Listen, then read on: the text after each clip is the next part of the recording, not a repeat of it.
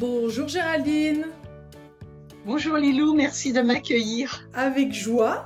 On va parler aujourd'hui avec toi des sorties hors du corps, puisque un de tes livres, un de tes nombreux livres est celui-ci aux éditions Exergue, Sorties conscientes hors du corps. Un sujet qui est passionnant. Et j'ai vraiment apprécié de lire ton livre, puisque c'est un manuel pratique en plus, hein, donc on va pouvoir découvrir lors de cette interview comment s'y prendre et en quoi constituent ces sorties hors du corps, ou on dit aussi voyage astral, hein. Il y a plusieurs noms d'ailleurs, décorporation également. Toi, tu traites de Oui. beaucoup de sujets, Géraldine, tu es médium karmique, on te voit souvent sur les réseaux avec ces nouveaux oracles que tu sors, ces messages, des guides de lumière, etc. Donc, ça promet d'être une interview passionnante puisque tu es plongé au cœur de ces sujets depuis déjà un moment.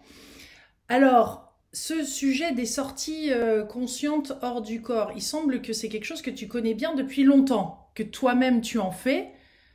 Oui, oui, tout à fait. Alors, effectivement, j'en fais depuis un moment. Voilà, j'en fais pas tout le temps. On en fait tout le temps, mais on en fait tout le temps des sorties astrales de façon inconsciente. Mais consciemment, parce que voilà, il y a une différence. J'en fais pas tout le temps, je ne m'en rappelle pas toujours. Mais oui, j'en fais depuis un moment à tel point que ce livre-là, mais comme tous mes autres livres, est issu en fait d'une quinzaine d'années de stage. J'ai proposé pendant plus de 15 ans des stages, des formations pour faire des sorties astrales conscientes hors du corps. Voilà, donc ce livre est issu de ces sorties astrales hors du corps, de ces stages. Voilà, donc j'en fais depuis un moment, oui. Ouais, parce que tu dis qu'on en fait tous finalement lors de notre sommeil, au moment de la nuit, mais que Oui. on pourrait consciemment décider d'en faire et ça aurait un grand intérêt par rapport à notre évolution, à quoi? Quels sont les bénéfices finalement de faire ces sorties de corps conscientes? Alors, effectivement, il faut reprendre le concept de l'âme. L'âme vient vivre une expérience sur Terre ou ailleurs, mais bon, restons sur Terre. Donc, elle vient vivre une expérience. Pour ça, elle a besoin d'un corps. Donc, elle s'incarne dans un corps terrestre pour pouvoir vivre son expérience terrestre. À partir de là, à partir du moment où elle s'incarne dans un corps, eh bien, elle est comme embrigadée, on va dire, dans ce corps. Et elle a besoin, cette âme, d'aller se ressourcer la nuit, de se décorporer pour aller prendre des infos, pour aller ben voilà, sur son plan de conscience pour se régénérer. Donc, on fait tous des sorties astrales inconscientes toutes les nuits ou quasiment toutes les nuits parce que c'est vital. Si on ne le faisait pas, on mourrait en fait littéralement. L'âme a besoin d'aller se régénérer. Et tout le challenge, on va dire, de ce livre et des sorties astrales conscientes, c'est de faire ces sorties que l'on fait de toute façon, mais de s'en souvenir en fait. Voilà. Donc essentiellement, ben, on le fait la nuit quand le corps est au repos, quand le mental est au repos, l'âme, ça lui permet de se décorporer plus facilement, on va dire. Mais il y a d'autres circonstances dans lesquelles on fait des sorties astrales, notamment en cas de mort imminente.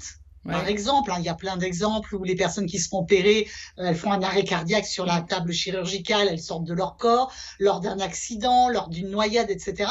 Il y a plusieurs autres façons de sortir de son corps, mais là, restons vraiment sur les sorties astrales conscientes que l'on fait quand on est tranquillement chez soi, à dormir et à vivre le processus, voilà, Ouais. pour que l'âme aille se régénérer. Non, mais c'est intéressant de reconnaître aussi tous les endroits dans notre vie et de notre quotidien où c'est possible de faire spontanément ces sorties de corps. Comme tu disais, il y a les Voilà, c'est accidents ça. aussi de voiture.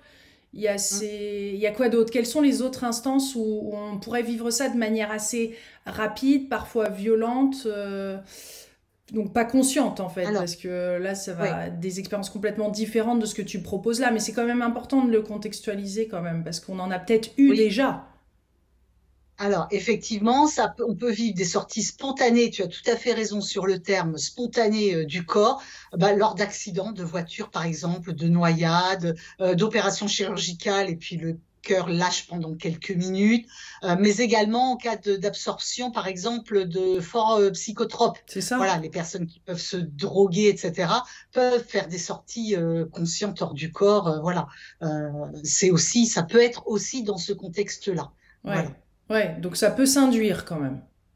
Voilà, les comas éthyliques, les choses comme ça, les comas dus à des drogues. Voilà, oui, on peut l'induire, effectivement.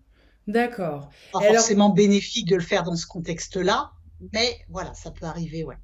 Donc dans les bénéfices majeurs que tu dirais toi, parce qu'on te voit un exemple concret, tu parles un moment de réglisse Oui. que tu cherchais, c'est ta petite chatte, tu savais pas où elle était, et donc tu décides de faire une expérience hors de ton corps pour voir si elle avait un message pour toi, ce qui te permet de même découvrir que finalement elle avait été percutée par une voiture et donc de quelque part de vivre ce deuil de manière plus apaisée. Je veux dire, c'est beau, les nombreux accès que les sorties hors du corps nous permettent de vivre. Est-ce que tu peux nous raconter la partie vraiment, comment toi tu l'as vécu? Est-ce que ça a procuré chez toi de vivre une telle closure, comme on dit en anglais, un tel moment final, en fait, un tel, comment on dit, conclusion, je suppose, par rapport à elle? Oui. Alors effectivement, les sorties astrales hors du corps permettent de tirer énormément de bénéfices différents.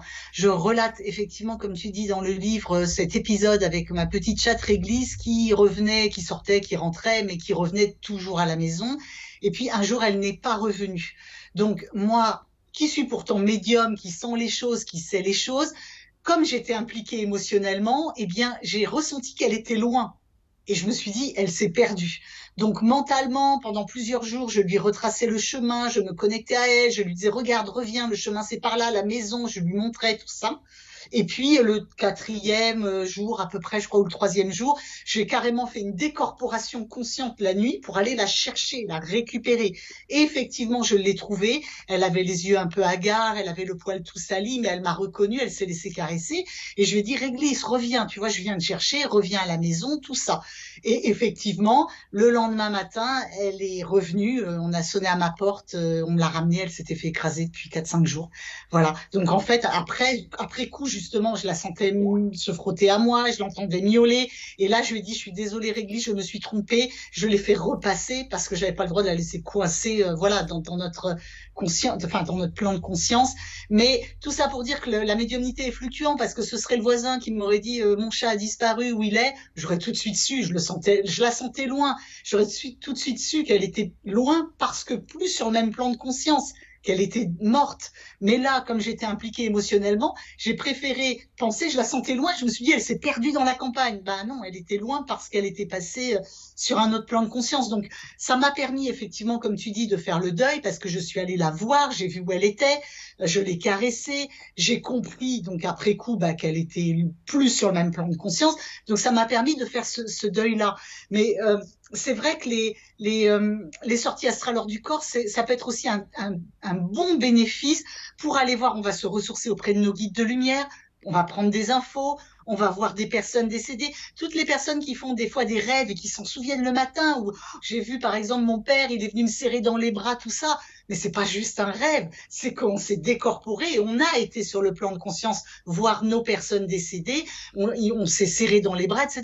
Donc les sorties astrales hors du corps peuvent permettre tout ça. Et même une fois, alors il y a plusieurs années, il y a eu un sérieux tremblement de terre au Népal. Voilà, oui, c'était au Népal, je crois, en Inde. Et j'allais la nuit consciemment, je me décorporais pour aller aider les âmes qui étaient coincées parce que c'est tellement violent, etc.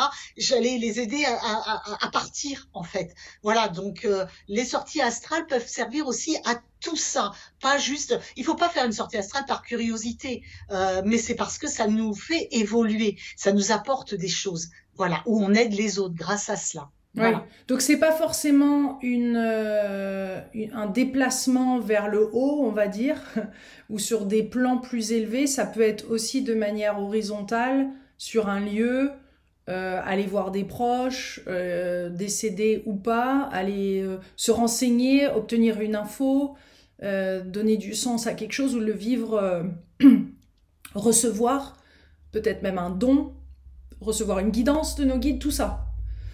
Oui. Oui, oui, oui, effectivement, on peut se déplacer en sortie astrale. Alors, on dit sortie astrale parce que souvent, on se rend justement dans l'astral. Voilà, d'où le nom sortie astrale. Et effectivement, il y a plusieurs plans de conscience. Et donc, on peut se déplacer dans d'autres plans de conscience, mais également rester sur Terre et aller visiter, je sais pas moi, notre fille qui se trouve à 500 kilomètres et qui est bien vivante. On peut faire énormément de choses. En fait, on n'est pas obligé de se faire des sorties hors du corps pour forcément aller sur d'autres plans de conscience. On peut aller sur notre plan de conscience à nous, terrestre, mais sortir de l'atmosphère, par exemple, de la Terre et aller au fin fond de l'univers si on le souhaite. Bon, il faut qu'il y ait un intérêt et tout ça. Mais je veux dire, oui, les sorties astrales hors du corps ne se font pas forcément pour aller dans l'au-delà, Ouais. pas toujours. Donc il y en a Voilà. pas mal qui sont, je suppose, enfin j'ai vu des livres passés qui expliquent scientifiquement, ou en tous les cas qui donnent des preuves scientifiques de tout ça, parce que je suppose que quand on le vit sur un plan terrestre, c'est encore plus démontrable. Oui, tout à fait. Avec toutes les recherches qu'il y a actuellement, effectivement, d'un point de vue, par exemple, de la médecine, ils reconnaissent qu'il y a une conscience après la mort du corps, puisqu'il y a même des expériences, elle est super connue, où ils avaient mis des numéros, des chiffres sous la table d'opération, donc que le patient ne pouvait absolument pas voir, et puis où il y avait même des boîtes avec des trucs à l'intérieur, tout ça, et lorsqu'il arrivait que des personnes fassent des sorties hors du corps, ou décèdent momentanément, choses comme ça, elles revenaient, et elles racontaient effectivement qu'elles pouvaient aller voir à la fois dessous, qu'elles étaient à la fois dessus, qu'elles pouvaient traverser les murs, entendre toutes les conversations des chirurgiens, etc. Donc tout ça, ils en ont fait énormément de témoignages, de choses comme ça. Donc ça commence à être prouvé. Après, ce qu'ils ne savent pas encore expliquer, c'est est-ce que c'est une fonction cérébrale du cerveau qui continue à s'alimenter alors que le corps physique, le cœur s'est arrêté, ou est-ce qu'il y a vraiment euh, une conscience autre, voilà. Mais en même temps, on commence à dire maintenant, on commence à pencher pour le fait que même si la conscience continue, le cerveau pendant quelques minutes, il se demande comment ça peut être possible, si c'est juste le cerveau, que la personne puisse raconter qu'elle a traversé des murs et qu'elle a vu d'autres opérations chirurgicales, d'autres patients, etc., qu'elle était au travers les couloirs de l'hôpital, tout ça. Donc voilà, il y a plein d'interrogations à ce niveau-là, mais ça devient effectivement une réalité, quoi. Voilà. Donc quel est Alors moi, je suis le... pas scientifique, mais bon. Oui, oui, quel est le mécanisme à ce moment-là? Parce que quand on lit ton livre, on se rend compte que on peut faire des sorties par le chakra couronne, enfin par le haut le sommet de la tête en tous les cas.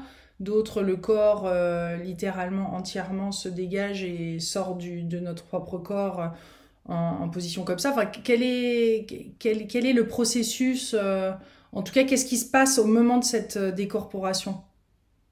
Alors, il y a des phases extrêmement précises.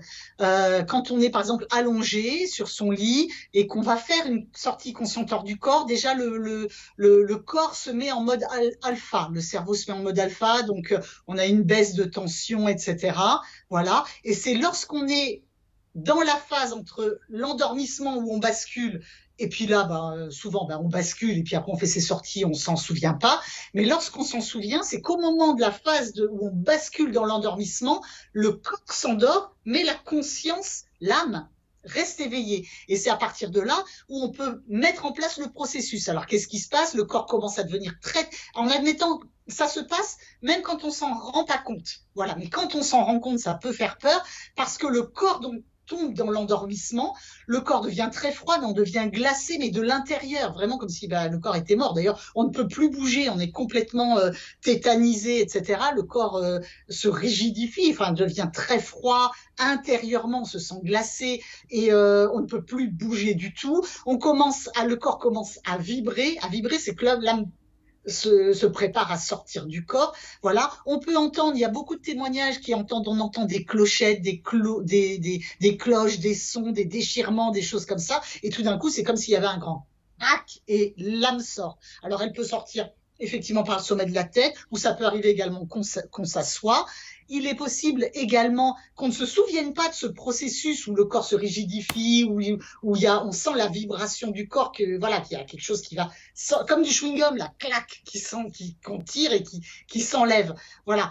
Bien souvent, on ne s'en rappelle pas de cette phase-là et on se retrouve éveillé en se voyant, par exemple, notre corps sur le lit alors qu'on est au plafond. Mais on n'a pas vécu consciemment toute la sortie. Ça peut arriver aussi, tout est possible en fait. Des fois, on fait des sorties partielles, on s'en souvient des bribes, des fois, on s'en souvient pas du tout, on se retrouve directement au plafond. Voilà, c'est possible aussi. Mais le truc classique, c'est ça. Il y a vraiment le corps qui se rigidifie, qui devient très froid, qui tremble, enfin qui est, voilà, on se sent intérieurement comme si on bouillait, et puis on commence à entendre des sons, des sons, des sons, et souvent, bah, s'il y a une peur, paf, ça nous fait rentrer dans le corps, enfin voilà, ça s'arrête. Si on va jusqu'au bout du processus, c'est là où ça fait un gros crack, et puis on se décorpore. Voilà. Ouais. Moi, je me souviens d'en avoir vécu une il y a 15-20 ans et d'être partie dans l'Himalaya. Et c'était guidé, hein, mais j'étais tellement haut, à un moment j'ai fait, mais ouah, où est-ce que je suis rendue? Et j'ai pris peur, et d'un seul coup, ça peut être rapide, hein, le retour dans le corps quand même, hein, avec C'est la peur entre instantané, autres. c'est à la vitesse de la pensée. À la vitesse de la pensée, la vitesse de la lumière, c'est instantané. Voilà. Ouais.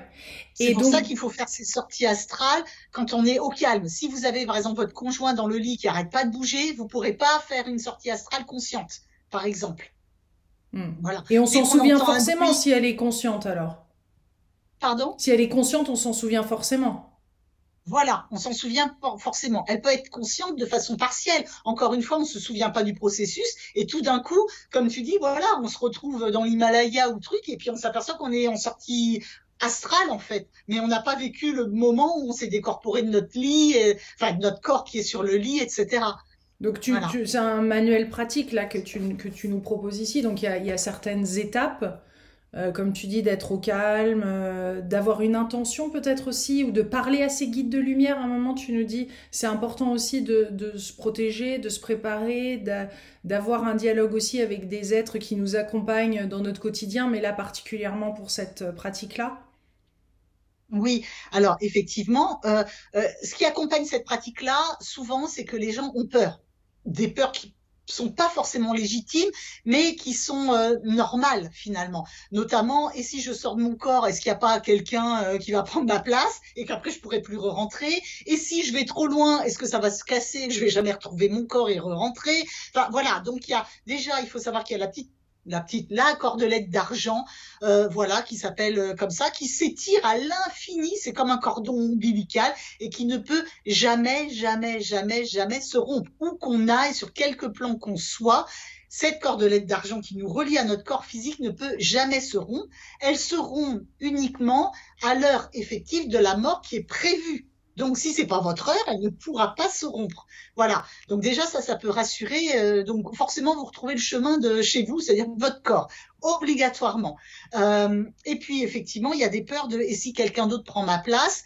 Euh, alors, on fait des sorties astrales toutes les nuits, absolument toutes les nuits. On s'en souvient pas et on n'a pas forcément peur et pourtant on sort. Donc pourquoi en le faisant consciemment, on aurait peur que quelqu'un d'autre rentre à notre place, etc.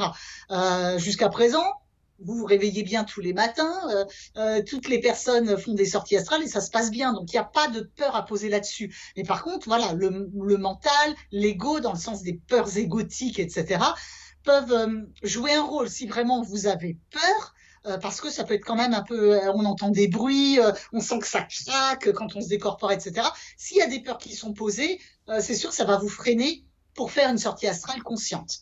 Comment ça se fait que Voilà. certains y arrivent mieux que d'autres? Je m'en rappelle plus, c'est son nom, Nicolas, ou je sais plus, qui fait des... C'est ça, Nicolas, qui... Enfin, en tout cas, il y a des gens qui le font très facilement. Sur demande même, et d'autres qui y arriveront pas, ou en tout cas pas consciemment quand même. Ouais. Alors, Pourquoi? on a tous ces aptitudes-là, puisqu'on en fait tous toutes les nuits, voilà, mais c'est comme la médiumnité, nous sommes tous médiums à des degrés divers. Donc, bah, il y a des personnes qui ont cette facilité-là, voilà, comme il y a des personnes qui sont plus médiums que d'autres, par exemple, mais on a tous le potentiel. Après, ça se travaille, c'est exactement comme un sportif de haut niveau. La personne, elle a des aptitudes au départ, hein, tout le monde ne devient pas un sportif de haut niveau. Donc, la personne, elle a des aptitudes au départ, mais si elle ne le travaille pas, même si elle a des aptitudes, elle ne deviendra jamais un sportif de haut niveau. Donc, la médiumnité, c'est pareil, ça se travaille. Les sorties astrales hors du corps, ça se travaille avec des exercices particuliers, avec la gestion de son mental, etc. On peut tous obtenir des résultats. Après, c'est comme dans tout, vous avez peut-être tous connu à l'école des personnes qui avaient des facilités, le pote, le copain qui faisait jamais ses devoirs et qui avait toujours des 18, et nous derrière, on était obligés de bosser pour avoir le même résultat. voilà, les sorties astrales, la médiumnité, les énergies, c'est un peu pareil. Il y a des personnes qui ont plus de facilité que d'autres pour certaines choses, tout simplement. Mais par contre, on peut tous le travailler, on a tous ce potentiel, donc on peut Hmm. tous y arriver. Revenons sur le guide de lumière alors. Quel est son rôle dans tout ça? Il nous protège, c'est Alors, ça? voilà, le guide de lumière, il nous protège, il nous accompagne lors des sorties astrales, il est avec nous quand on fait les sorties astrales, donc il se met en protection. Voilà, donc si vous avez un petit peu peur ou des choses comme ça, c'est bien effectivement de faire tout un protocole avec lui avant de faire vos sorties astrales, en le priant, votre guide de lumière, et il vous entend, même si vous avez l'impression que vous priez dans le vide. Non, il vous entend, il est auprès de vous tout le temps, il est là pour vous aider, vous pouvez le solliciter, pas de souci. Voilà. Je vais Et lire donc, vous la pouvez prière lui que tu demander. proposes. Mon cher guide de lumière, je te Voilà. demande aide et protection au moment de mes décorporations afin de les effectuer en toute sécurité. Protège mon corps physique ainsi que tous mes corps subtils. Aide-moi à gérer mon mental, mes peurs et mes doutes liés aux sorties hors du corps afin que je puisse les réaliser en toute sérénité. Aide-moi à le faire en conscience et que j'en retire de belles expériences positives. Je te demande humblement de m'accompagner pendant mes voyages astraux, d'être avec moi où que j'aille et de veiller sur moi. Je te remercie infiniment de tout mon cœur, gratitude. Donc ça, c'est on l'invite, on pose le cadre, on va dire. Parce qu'il est là, Voilà. il est là tout le temps, le guide. Il est là tout le temps, voilà. Et cette prière, ce sont les guides, puisque moi j'écris tous mes bouquins en canalisation médiumnique, c'est des enseignements qu'on me donne, que la lumière me donne et que je retransmets. Donc cette prière-là, elle m'a été dictée par les guides de lumière pour aider les gens. Donc elle est puissante, elle est forte, faite régulièrement, elle donne des résultats. Ça peut permettre à la personne de prendre confiance en elle, en son guide, de savoir qu'il est là. Le guide, il est là tout le temps. Par contre, c'est vrai que pour les sorties astrales, mais pour d'autres choses aussi, la médiumnité, tout ça, il faut avoir de la patience. Il ne s'agit pas de faire la prière une fois et puis paf, on attend la sortie astrale et puis après, on est déçu parce Bien que ça ne s'est pas sûr. passé. Ça se joue sur la longueur, bien évidemment. Ça se prépare. Voilà. Ouais. Donc, quelles sont les différentes étapes alors? On va dire que grossièrement, hein, parce que tu l'expliques plus en détail, mais en gros, on se connecte à ce guide de lumière, on pose l'intention de faire ce voyage astral. Ça peut être fait à quel moment de la journée et qu'est-ce qui fait que ça va se déclencher, voilà, comment Alors, il y a plusieurs le choses. Voilà, procédé. j'explique. Voilà. Le mieux, c'est d'être allongé sur un lit sur le dos. Si vous vous mettez sur le côté en chien de fusil, ça peut être plus difficile de faire votre décorporation. Donc, sur le dos, à un moment où vous êtes sûr de ne pas être dérangé, parce que le moindre bruit, si vous êtes dans votre chambre et que dans la rue, il y a beaucoup de gens qui klaxonnent, ce genre de choses, vous ne pourrez pas, voilà, faire votre décorporation, être seul, voilà, être dans une pièce où vous êtes à l'aise. Il faut avoir ni trop chaud ni trop froid, pas être dans des vêtements trop serrés parce que voilà, ou avoir fait un super gros repas où vous avez mal au ventre parce que voilà, toutes ces petites choses-là vous empêcheront de faire des sorties astrales. Préparez effectivement avec votre guide en faisant la prière, voilà, comme on l'a vu. Euh, donc voilà. Avoir géré votre mental, voilà, ça je l'explique également dans le livre auparavant.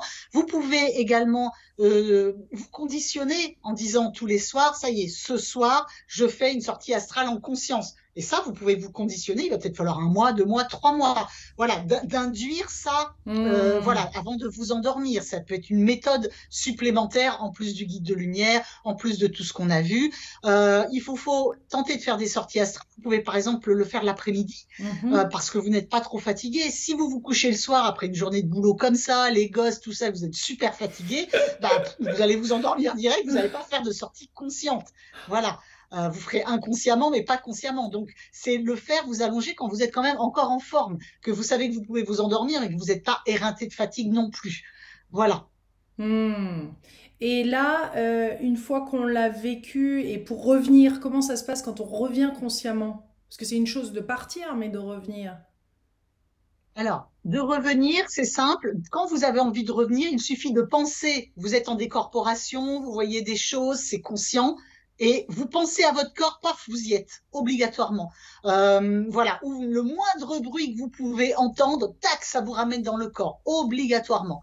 Après, des fois, il arrive qu'on rentre un peu vite. Donc le matin, quand vous vous réveillez, vous avez un bras un peu engourdi, ou que vous avez l'impression d'être fatigué, vous avez mal au cou, voilà, ben, c'est peut-être parce que vous êtes rentré tellement vite dans votre corps que le corps, enfin voilà, l'intérieur, c'est pas encore bien remis. Alors évidemment, ça revient. Vous pouvez vous réveiller avec un petit mal de tête, des choses comme ça. Des fois, ça peut être une sortie consciente ou inconsciente, et vous êtes revenu un peu trop vite. Ça arrive, mais c'est des petits détails, et puis ça se remet comme il faut, hein, très Ouais. rapidement. Tout à l'heure, tu disais que c'était quelque chose de vital pour l'âme, le corps même, de faire ces sorties astrales. Mais comment ça se passe pour les gens qui ont un moins bon sommeil et qui ne dorment pas, voire qui sont insomniaques? Ouais, alors là, c'est compliqué. Il y a toujours quand même des phases où l'âme, dès qu'elle peut, hop, elle va se régénérer. Ça peut être rapide, hein, il lui faut pas non plus toute la nuit. Quand on fait des décorporations astrales, on part pas toute la nuit. Hein, c'est pas des phases en fonction du sommeil, avec le sommeil paradoxal, le sommeil profond, etc. Donc ça peut être des petites phases d'un quart d'heure, par exemple. Hein. C'est pas l'âme, elle s'en va pas toute la nuit. Donc pour les personnes qui sont insomniaques, qui dorment mal, c'est pareil. Si on prend des somnifères et que ça nous fait sombrer dans le sommeil, l'âme, elle va trouver le moyen de se décorporer. Voilà. Et évidemment, on s'en souviendra pas parce qu'on est shooté par les somnifères, par exemple.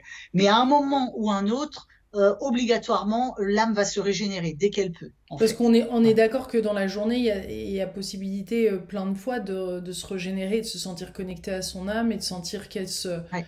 qu'elle se sent bien, quoi. Enfin, je veux dire, c'est ça que je comprends un Oui. peu moins pourquoi c'est vital au niveau de l'âme, parce qu'il y a tellement de possibilités au cours de notre journée aussi de le faire, de pourquoi elle aurait besoin de ça spécifiquement.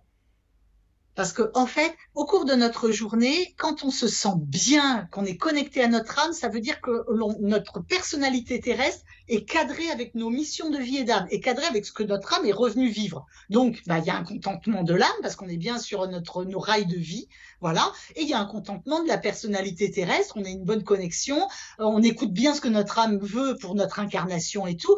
Donc, voilà, il y a un contentement de l'âme et de la personnalité terrestre. Ça, c'est une chose. Mais par contre, la régénération de l'âme, par exemple la méditation, comme on va se prendre sa douche le soir ou le matin, voilà, pour se rafraîchir, se nettoyer et tout ça, et bien la méditation, par exemple, c'est la douche de l'âme. Ça permet à l'âme de se nettoyer. Et en plus, la décorporation lui permet vraiment de se régénérer, comme si voilà, elle prend une grosse bouffée d'oxygène après avoir été sous l'eau, quoi. Voilà, c'est un peu le même principe.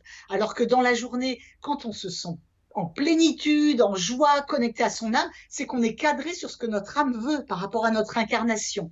C'est une chose. D'accord. Mais vraiment, la régénération de l'âme, c'est quand l'âme, elle a besoin de respirer à plein poumon, quoi, parce que habituellement, en journée, ben, elle respire doucement, et puis là, d'un coup, elle va se régénérer, et elle prend sa grande bouffée d'oxygène. Voilà, enfin, c'est une image, mais bon, Et donc, elle va voilà. sur différents plans de conscience. Et quels sont ces plans de conscience-là que tu nommerais? Est-ce qu'elle va forcément au niveau le plus haut, ou elle s'arrête, ou il y a un palier principal vers lequel elle va pendant ses sorties de corps, où on peut tout explorer et il y a vraiment des voyages Alors, à l'infini à vivre?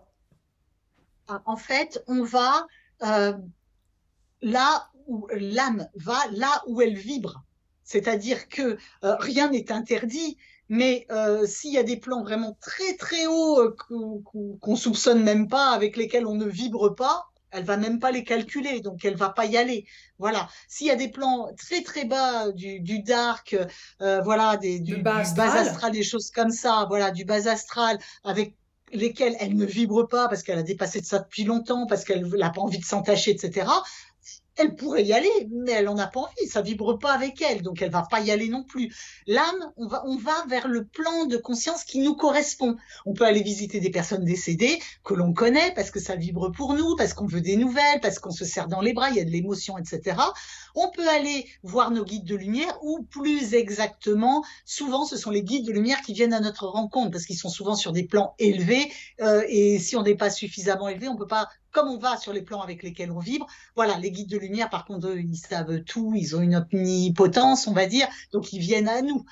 Voilà, donc on va avec ce qui vibre pour nous, en fait. Ouais. Et donc quand on va, qu'est-ce que je voulais dire? Zut, parce que là ça dépassait un petit peu le sujet, mais je sais qu'un autre de tes livres c'est sur les annales akashiques. Est-ce qu'on peut aller visiter par exemple les annales akashiques et est-ce que c'est la même méthode qui permettrait d'aller les visiter? Et d'avoir des informations sur notre âme, sur des passages de vie, sur...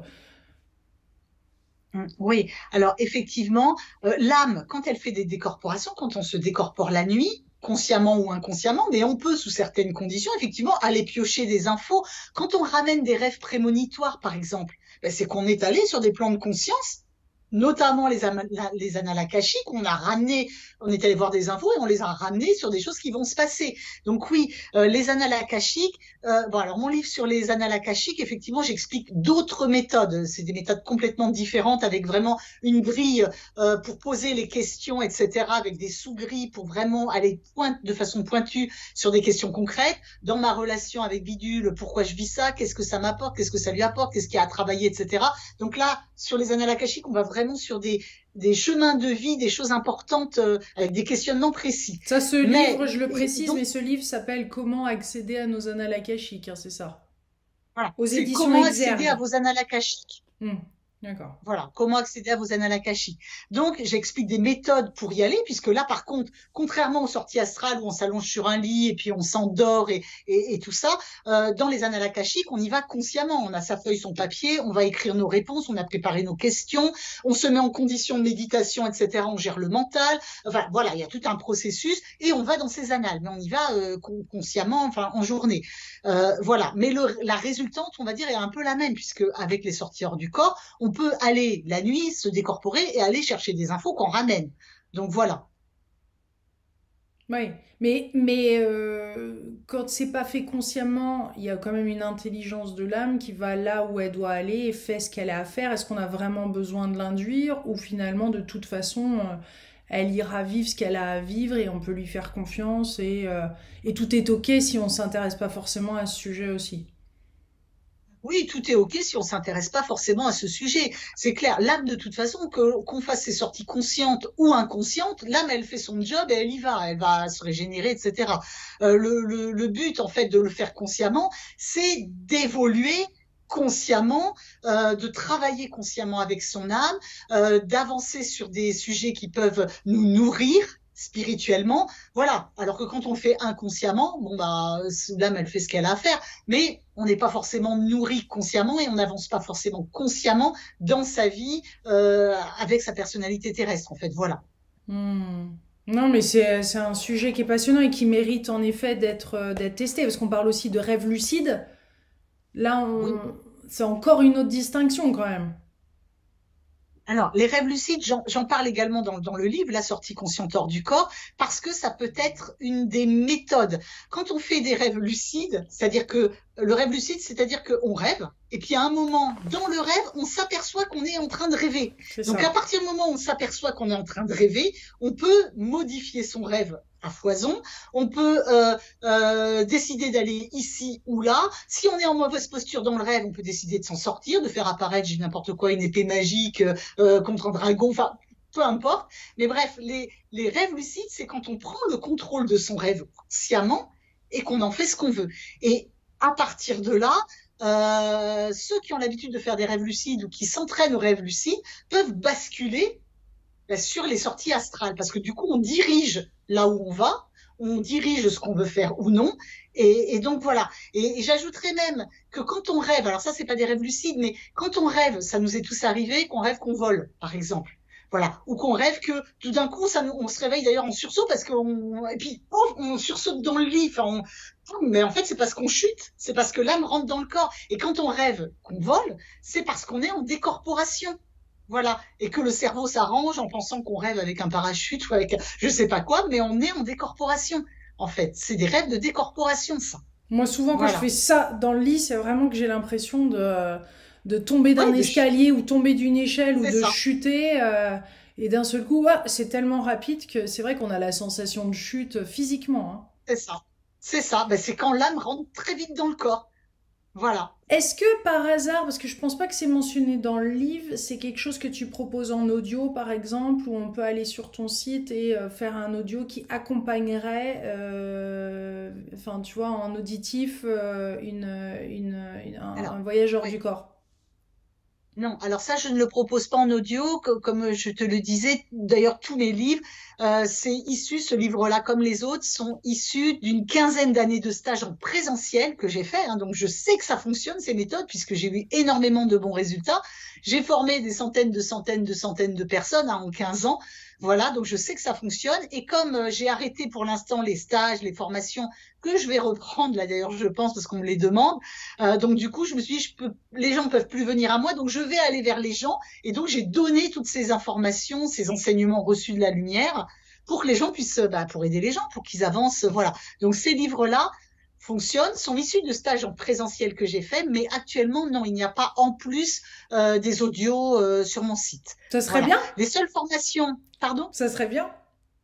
Ouais, Un pourquoi petit pas, c'est audio une à idée que tu me télécharger, donnes. parce que je vois que j'ai interviewé l'autre jour Tal Chalère et il propose de le vivre à travers un petit audio qui est à 6 euros sur son site. Et dans le coup, on peut, en téléchargeant, vivre cette libération de cette émotion à ce moment-là. Et c'est vrai que ça guide, ça aide, ça permet d'avoir une Ouais, main, être c'est main dans sûr, la main avec quelqu'un et des fois de faciliter la c'est tâche sûr. avec la petite prière qui va bien, qui est dedans. Sympa. Ouais, c'est sûr. Après, moi, sur mon site internet, par contre, ce que je propose, il y a des méditations à télécharger, des méditations Ouais. guidées, pareil, voilà, c'est 5 euros la méditation ou 12 euros les trois. Et pour aller se communiquer avec son guide de lumière, par exemple, et faites régulièrement, j'ai des super retours. D'ailleurs, toutes ces méditations, je les ai fait en canalisation directe, sans aucun support, en studio. Voilà, les guides me dictaient ce que je devais dire. Et quand on l'écoute au casque, cette méditation sur communiquer avec son guide de lumière, on entend mon guide, une voix métallique, voilà, Excellent. voilà, au niveau du chakra du cœur notamment. On me l'a dit plusieurs fois. Voilà, donc il y a 6 méditations différentes, méditation d'essentiel pour aller soigner son enfant intérieur, pour aller se faire confiance, pour voilà. Donc ça, c'est des supports audio effectivement qui aident énormément. Voilà. Et puis j'ai sorti quand même deux formations, donc dont la dernière, je sais pas si je peux le montrer, mais voilà, mon dernier oracle, l'oracle Garance. Voilà, eh Ouais. bien j'ai sorti une formation qui a un tout petit prix, vraiment un tout petit prix, alors qu'il y Pour a plus de apprendre 4 à heures de tirer les formation. cartes, ouais. Voilà. Et donc, là, c'est très concret. Effectivement, il y a plus de 4 heures de vidéos avec des exemples concrets, tout ça. Donc oui, je commence à faire des petites choses comme ça. C'est sur mon site aussi. Mais les audios purs et durs, là, sur les sorties astrales hors du corps, non, ça, Pas j'en ai pas encore encore. fait. Pas encore, je Voilà. le sens, pas encore. Comment ça s'est ouvert pour vous, ce canal-là, pour toi, ce canal de médium? Je veux dire, comment tu as su que tu étais médium akashique et Alors, karmique, je veux dire? ouais, alors je suis médium en fait depuis toute petite. Voilà, sauf que à l'époque, je pensais que c'était pareil pour tout le monde et je me rendais pas compte que c'était pas le cas. Donc, c'est sur plein de petites anecdotes. Par exemple, quand j'étais dans la cour d'école avec mes copines, qu'on faisait les billes, voilà, qu'on jouait aux billes, je savais sans jamais me tromper qui allait gagner. D'ailleurs, ça énervait beaucoup après, à force de fermer ma bouche parce que voilà, je faisais les cartes alors une fois, une anecdote, j'ai déjà raconté, mais je devais avoir 12 ans ou 14 ans, je sais plus exactement. J'ai la mère de ma meilleure amie qui voulait que je lui fasse les cartes. Donc, j'étais un peu impressionnée parce que voilà, donc voilà, je lui fais les cartes, mais j'avais l'habitude de faire les cartes. C'est un livre ouvert, je lui fais les cartes et là, qu'est-ce que je vois? Qu'elle a un amant sur son lieu de travail. Alors moi, je me disais, j'ai 12 ans, enfin, je fais quoi? C'est la mère de ma copine. Et ma copine, elle était partie dans la cuisine pour faire du thé.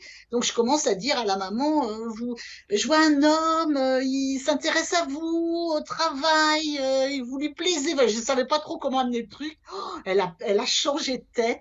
Elle m'a regardée, elle m'a dit, toi, tu dis jamais rien à personne. Elle a balayé les cartes et j'ai dit oui, madame. Et voilà, et j'en ai jamais parlé. Donc, c'est plein de petites choses comme ça. Dès l'âge de 12, 14 ans, je faisais d'écriture médiumnique. Voilà, mais sauf je touchais, enfin voilà, voilà, je faisais de l'écriture médiumnique, ça fonctionne bien. On séchait les cours quand j'étais en troisième, en seconde, on séchait les cours avec 4-5 camarades et puis on allait faire des tables tournantes, tout ça. Alors ça, je déconseille, mais je déconseille. C'est heureusement qu'on était protégés parce qu'on a eu des trucs à la fin. La copine chez qui on faisait ça tout le temps, elle avait des coups dans les murs, elle avait des entités, on la touchait la nuit. Enfin, C'était quand même des trucs glauques où on nous disait je suis sous la table, l'humanité va crever, enfin des trucs, voilà, mais ça fonctionnait. Donc moi je déconseille, hein, c'est du bas astral, voilà. Donc oui, j'ai eu plein de choses comme ça. Pour autant, j'ai fait des études de droit, j'adore le droit, j'ai bossé dans une boîte de droit pendant des années, j'adore ça. Et puis bah mon âme, elle s'est recadrée parce qu'à côté de ça, je faisais toujours les cartes, j'avais fait plein d'intuitions, je fais des rêves prémonitoires, enfin voilà en gros, voilà. Mais à quel moment la bascule s'est faite pour le faire professionnellement? Alors, donc j'avais une boîte dans laquelle je bossais. Je sentais bien que mon appel de mon âme, je rêvais d'ouvrir mon cabinet en tant que médium, tout ça, parce que je communiquais avec les personnes décédées, avec mes guides, je faisais de l'écriture et tout. Et comme par hasard, sachant que le hasard n'existe pas, eh bien, j'ai profité, on va dire, d'un licenciement. Voilà, parce que moi j'avais une vie bien établie, hein. J'étais responsable d'agence, j'avais un conjoint, des enfants, des factures à payer. Enfin voilà, Comme tout le monde, on peut pas quoi. voilà. Et donc, j'avais dit à mes guides, ouais, ok, moi je quitte ma boîte, mais vous me prouvez que ça va marcher. Ils m'ont dit, non, non, ma cocotte, t'as rien compris, c'est l'inverse qu'on te demande. On te demande d'avoir la foi. Ah, ok. Alors, ils me disent, si là on te demande de sauter dans le vide, est-ce que tu le feras? Je dis, bah non. Alors, ils me disent, bah tu as tort, tu devrais le faire en étant certaine qu'on va te rattraper. Voilà, ça s'appelle la foi. Donc, j'ai tergiversé, machin, puis j'ai fini effectivement par quitter ma boîte. Voilà, en profitant donc d'un licenciement, alors que j'aurais pu rester, rebondir, enfin, voilà. Et puis, bah, ils avaient raison, je dors pas encore sous les ponts, je suis pas non plus richissime, mais je vis. Donc voilà, je suis cadrée dans mes missions de vie par rapport à l'aide que je dois apporter aux autres, par rapport à ma médiumnité, les enseignements que je donne dans mes livres, mes Hmm. consultations, enfin tout ça, voilà. Et je suppose que Voilà. tout le reste de la vie a shifté. Alors le partenaire, d'autres choses ou... Ouais, voilà, en fait, effectivement, ce partenaire, enfin, le père de mes enfants reste le père de mes enfants, bien évidemment, mais c'est un ex, voilà. Et c'est vrai que plus on avance en spiritualité, plus on est seul quelque part. Mais moi, j'adore la solitude et puis moi, je suis bien avec moi-même. Donc, pour trouver quelqu'un qui me corresponde, c'est pas évident parce que je préfère être seule que mal accompagnée. Voilà, parce que j'ai porté mon ex, le père de mes enfants, ça devait se vivre comme ça pendant des années. Je sais ce que je veux, ce que je veux plus. Entre-temps, après, j'ai rencontré aussi une flamme jumelle. Donc ça, c'est encore un autre truc. Ah ouais. Voilà, donc du coup, ça a été aussi une mission de vie et d'âme pour moi que d'écrire un livre sur les flammes jumelles et un tarot sur les flammes jumelles pour aider. C'est vraiment des outils d'aide et de soins parce qu'on peut parler que de ce que l'on connaît et je suis moi-même passée par ce parcours. Et d'ailleurs, le but final est d'être bien avec soi-même, de se trouver, pas forcément de trouver l'autre, d'être avec l'autre. Donc voilà, c'est des choses, je Oui, suis juste passée pour par des avoir ton miroirs de avis l'âme terribles. justement sur les flammes jumelles, puisque tu as écrit Hein. un livre à ce sujet-là, quand même, comment tu vois cette relation très particulière? Quel est le but de rencontrer sa flamme jumelle? Alors, la flamme jumelle, c'est devenu une grande, grande mode. Donc, il y a à boire et à manger. Tout le monde veut sa flamme jumelle. Dès qu'il y a un truc, ça y est, c'est ma flamme jumelle. Alors que non, pas du tout. Voilà. Les flammes jumelles, c'est absolument pas une relation romantique. C'est absolument pas ils se marièrent et eurent beaucoup d'enfants. Ça se termine même rarement comme ça. Le but des flammes jumelles, c'est une reconnexion karmique pour se faire avancer l'un l'autre, pour se trouver dans l'amour de soi, pour se choisir, pour se compléter par rapport à ce que nous montre l'autre, pour être complet en soi, parce qu'on a une partie chaser ou runner, on va dire ça comme ça. Donc c'est se recompléter, c'est ce que l'autre nous montre, c'est la relation la plus extrême qui soit à vivre, celle qui fait le plus avancer, mais qui est le plus difficile à vivre et qui peut prendre plusieurs vies. Hein. Moi, toutes les consultations flammes jumelles que je fais, je vois hein, les personnes en question, elles ont pas mal de vies déjà avec leurs jumeaux ou leurs jumelles. Voilà. Donc là, effectivement, on est sur des temps où il peut y avoir des réunions de Mais il y a jumeaux et de moyen jumelles. d'être Mais serein sans être avec sa flamme jumelle ou sans arriver à aller jusqu'au bout de oui, bien sûr. Et le de but, cette évolution qui a besoin apparemment de se faire afin que cette relation ait lieu.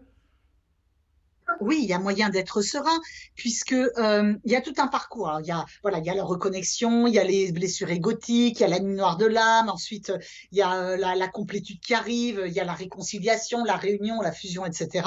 À mon sens, je ne connais pas encore sur Terre. Je peux me tromper, hein, je suis pas Dieu non plus, mais je suis un peu spécialiste de flammes jumelles, les ressentis, je n'ai pas encore vu de personnes flammes jumelles qui étaient réunies. C'est-à-dire que vous pouvez vivre avec votre jumeau ou votre jumelle sans être réunis pour autant. La réunion, c'est quand on est aligné l'un en soi cœur, corps, esprit, âme, qu'on est aligné entre ce qu'on pense, ce qu'on dit, ce qu'on fait, ce qu'on vibre, absolument tout le temps pour tout en soi, plus pareil avec l'autre, que l'autre aussi est ensemble.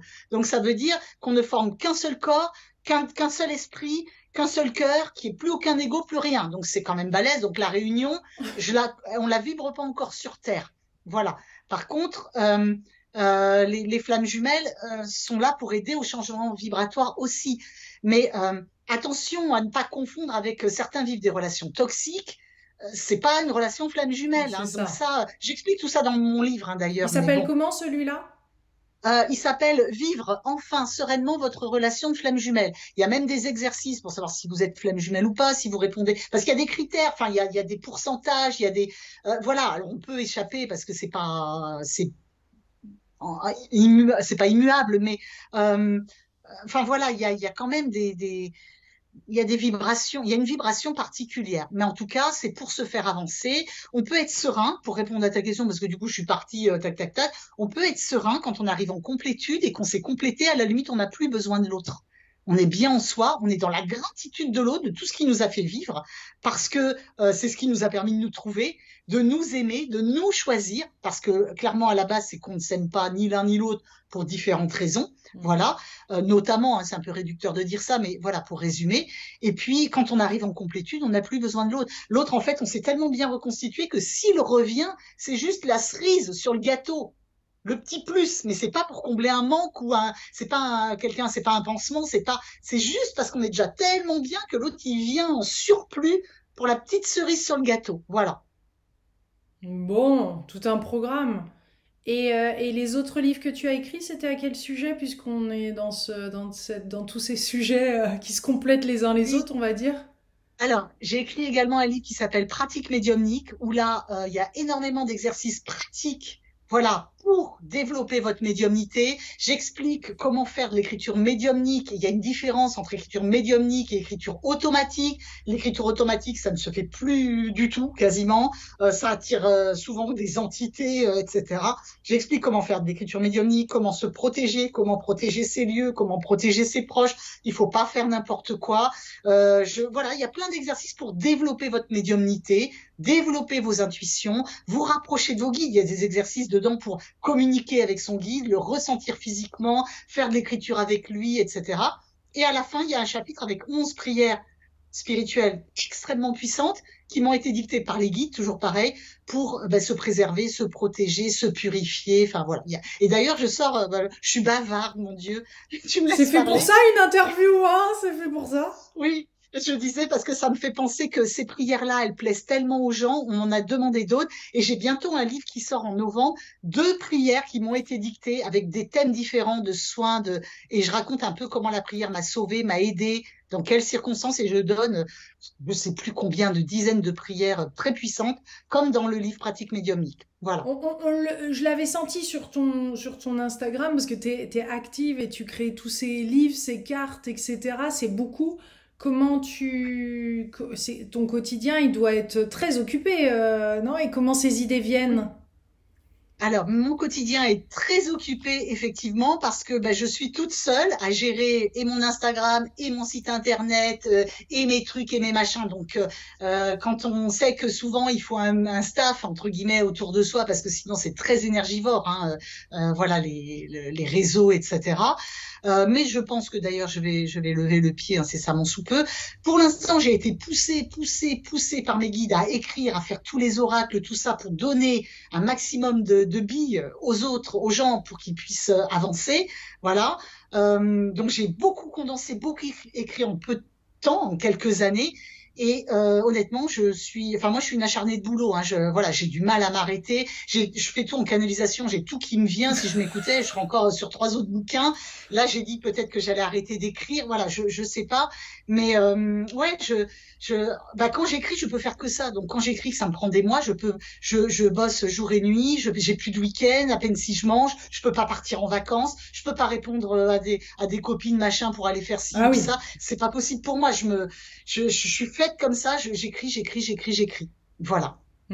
C'est vrai qu'on parle beaucoup d'équilibre, mais là, ça sent qu'il y a, ouais, Il faut retrouver par moment cet équilibre parce que je suppose que ça apporte beaucoup d'énergie aussi d'être en lien avec ses guides et d'avoir toutes ces informations. Mais le mental, dans le coup, tourne à fond aussi. Ouais. Ben, je reçois les informations en canalisation et donc j'écris beaucoup. Mais c'est vrai que là, par exemple, il y a un mois et demi, j'ai été stoppée net dans mon élan parce que j'ai subi en urgence une intervention chirurgicale qui m'a stoppée. En plus, elle avait été repoussée alors que c'était urgent et on me maintenait à l'hôpital, machin.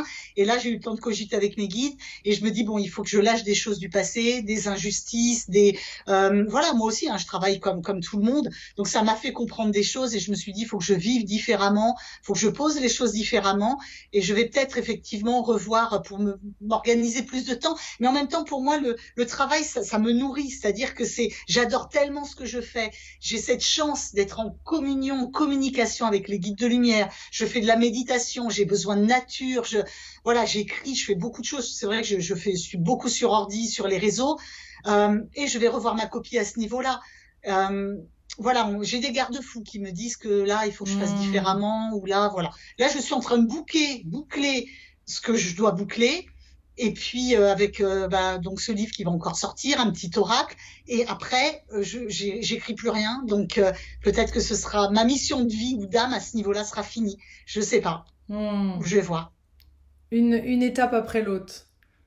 Voilà. Merci beaucoup, Géraldine.